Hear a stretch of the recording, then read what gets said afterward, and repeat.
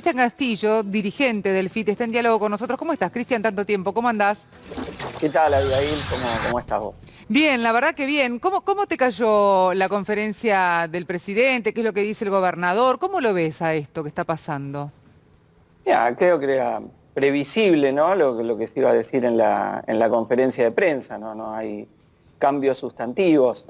Hay una preocupación muy grande por lo que está pasando en los lugares de trabajo, donde muchas empresas no cumplen con los protocolos o no tienen incluso protocolos, y entonces hay un crecimiento ahí importante de los contagios. En ese sentido no acuerdo con que el problema es la sociedad. Hay muchos trabajadoras y trabajadores que se ven obligados a tener que desempeñar su actividad y lamentablemente no se cumplen los protocolos. Doy un ejemplo: en Jujuy, una de las provincias que hoy tiene uno de los focos claves, en el ingenio Ledesma han muerto 11 trabajadores y es uno de las empresas con más contagios. Y Y de bueno, hecho es un lugar en donde, Cristian, perdón que te interrumpa, pero justamente en ese lugar, en el Ingenio Ledesma, no están dando a conocer 100% la cantidad de gente que ni se contagia ni que se muere tampoco, ¿no? Le bajan un poco la cantidad. el municipio, y bueno, y ahí viene habiendo denuncias permanentemente, pero esto no es solo en Jujuy.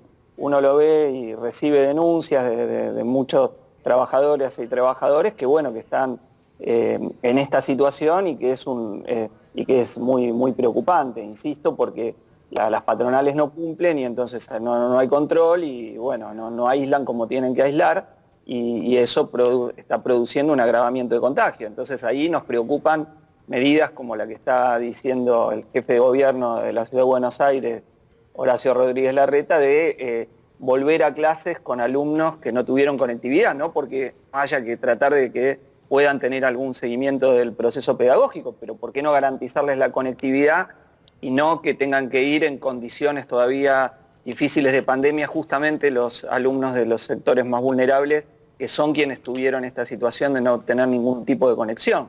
Bueno, yo soy docente universitario y hemos tenido también, lamentablemente, una deserción muy alta, a pesar que hemos tratado de dar clases virtuales y todo, en condiciones de trabajo desfavorables para muchos docentes, porque no se nos brindó el equipamiento, conectividad, bueno, lo que pasa habitualmente en el sector de la educación, donde ha habido una precarización laboral muy importante, pero hay una deserción importante. Entonces, estos son todos temas verdaderamente preocupantes. Obviamente, el que la está pasando peor es quien se quedó sin trabajo, quien está a lo mejor recibiendo el IFE, pero en vez de 10.000 recibió 5.000 porque se pagó uno cada 2 meses. Y la crisis social es algo que, bueno, viene muy fuerte, y hay sectores que es mucho más difícil haber podido sobrellevar todo lo que pasó en estos meses que por ahí quienes pudimos estar cobrando el salario por el desempeño de nuestra actividad en nuestras casas. Ahora, también hay que decir algo, Cristian. Los gremios docentes, por ejemplo, son los primeros que salieron a debatir esto que justo vos hacías referencia, ¿no? Que es la vuelta a clases en la ciudad de Buenos Aires para dentro de unos días, estamos hablando de septiembre. Ahí justamente los gremios docentes dijeron, ojo, no estamos en estas condiciones, no podemos salir a trabajar, no están ediliciamente, de hecho, las escuelas no están preparadas para poder recibir al alumnado. Esto vos pudiste corroborar, me imagino que también pudieron hablar con algunos de los docentes que están a cargo en distintas escuelas en la ciudad de Buenos Aires, que no todos tienen los elementos de limpieza, pusieron a trabajar a la cantidad de personas necesarias para poder acondicionar el edificio, ¿no? Pero desde ya hay una queja generalizada y global de la comunidad educativa por esta medida anunciada. E insisto, es justo que puedan tener acceso al proceso de acompañamiento pedagógico los chicos que quedaron afuera, pero garanticémosle la conectividad, garanticémosle los medios para que puedan tenerlo en igualdad con el resto de todos los estudiantes, ¿no? No que ellos tengan que ser los que están en la situación de más riesgo físico cuando no vuelven las clases en forma generalizada, ¿no? Claro. Y me parece que sí, que es muy justa la preocupación que se plantea. Yo insisto, creo que hay un problema, una crisis social que lamentablemente no se ha avanzado con el impuesto a las grandes fortunas. Nosotros del Frente de Izquierda hemos presentado un proyecto de impuesto, porque creo que ahí es donde hay que meter la mano en el bolsillo para poder satisfacer los reclamos y las necesidades populares, en primer lugar en la emergencia, ¿no? como te decía, se podría garantizar un IFE de 30.000 para todos los que se quedaron sin ingresos a partir de cobrarle a los que más tienen. Claro, tal Pero cual.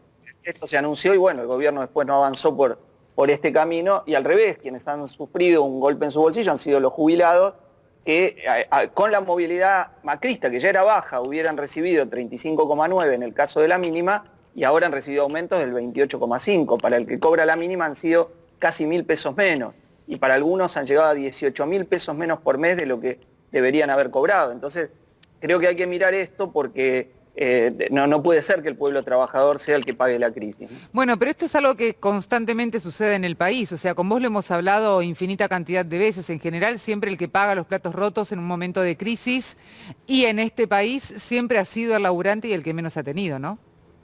Bueno, pero esto se trata de que no sea así. Lamentablemente uno ve a los dirigentes de la CGT y parecen empleados de la Asociación Empresaria Argentina, ¿no? No plantean las medidas de reclamo de los trabajadores, sino que se reúnen con los grandes empresarios y prácticamente reproducen la agenda que ellos tienen, que es avanzar en consolidar una flexibilización laboral de hecho que ha ocurrido en estos meses, ¿no?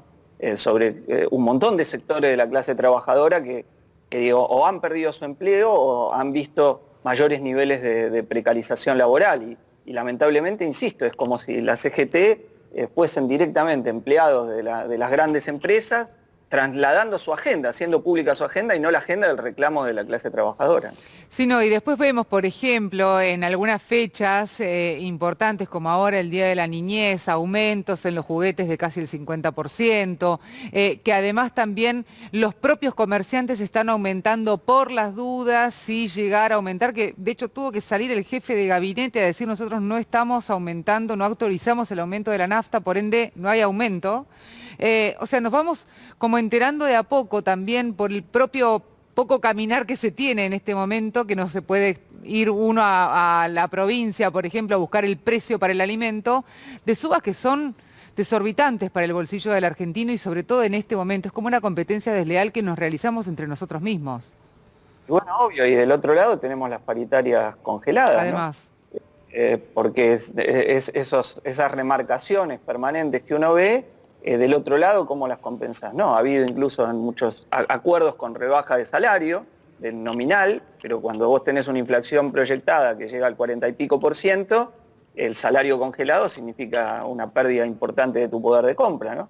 Y eso lo estamos viendo, insisto, en forma generalizada, y como vos decís, uno cada vez que va al supermercado a comprar algo dice, pero ¿cómo? Pará, esto no valía lo que ahora está ya remarcado, y en su salario no ve la compensación con ese ingreso. Entonces, esto es un problema verdaderamente acuciante para muchísimas familias.